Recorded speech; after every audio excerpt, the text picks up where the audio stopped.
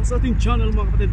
And Yumer Marcial mga kaibigan, hindi binigo ang kanyang mga fans, diba? Ang mga supporters, ayan. At ang buong Pilipinas mga kaibigan, dahil panalo sa kanyang laban, diba? Dito mismo sa ating bansa mga kapatid. So, ano pa sasabihin natin kundi congratulations Yumer Marcial for a very amazing performance, diba? 3 rounds knockout ang kanyang kalaban.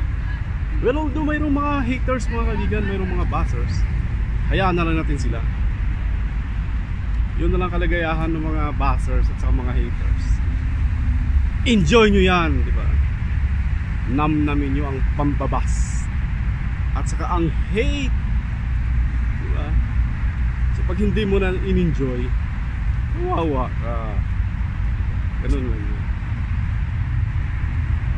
So Yumer Marcial, congratulations sa iyong pagkapanalo. And bago ang lahat mga kaibigan, bago natin dugtungan ang ating mga sasabihin, panoorin natin ang kaniyang video.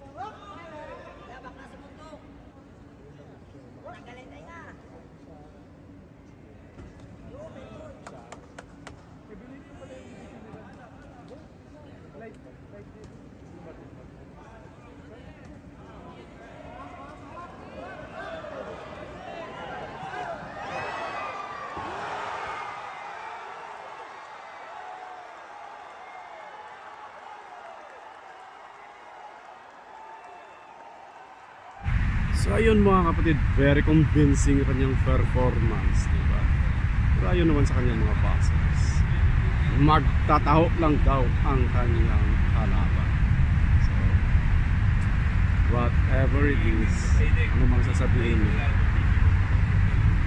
hanggang doon na lang sila. So once again, congratulations Yumer Marcial. Saka gusto naming makitang lumago pa ang iyong career sa pag-boxing. So, as usual, yung idol natin na napaka-angas ng Pinas, wala pa rin laban. So antay lang tayo, diba? Ging lang tayo mga kaibigan, at antay lang mga fans, mga solid supporters.